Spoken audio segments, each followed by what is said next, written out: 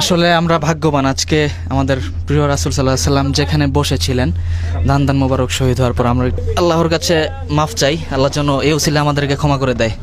খুব কঠিন এখান থেকে বের হওয়া। আপনারা সবাই ভালো আছেন, আমি অনেক ভালো আছি। কত ভালো আছি বোঝানো যাবে না। এর কারণ হলো রাসূলের মদিনায় আছি, রাসূল যেখানে হেঁটেছেন। বিশেষ করে আজকে এমন একটা জায়গায় আসছি যেখানে আসার পরে আমার হৃদয় মন জুড়িয়ে গিয়েছে।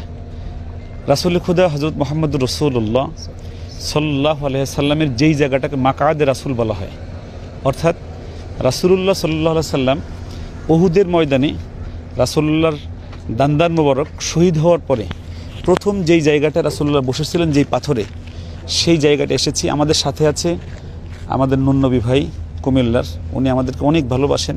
গত 2 দিন আমাদেরকে প্রচণ্ড রকম সময় দিচ্ছেন। আমাদের মুরাদ ভাই, আমাদের মোহাম্মদ ভাই, রায়হান আছে, আর ইন্ডিয়ান এক ভাই আছেন, আর আমাদের সবার সঙ্গে জুবায়ের আছেন। আমি আবেগে আপ্লুত হই রাসূলের এই স্মৃতির জায়গাগুলো যখন আসি। আমি রাসূলের সময় জন্ম হলে হয়তো আমরা রাসূলের জন্য আমরা জীবন দিতে পারতাম, কিন্তু যেহেতু রাসূলের সময় আমাদের জন্ম হয় নাই, রাসূলুল্লাহ রেখে যাওয়া কথাগুলো, কাজগুলো আমরা সুন্দর করে করার চেষ্টা করছি। আমার চোখের পাতাটা ভিজেছে রাসূলের ভালোবাসায়, আবেগে। আমি ওই জায়গায় যাওয়ার আগে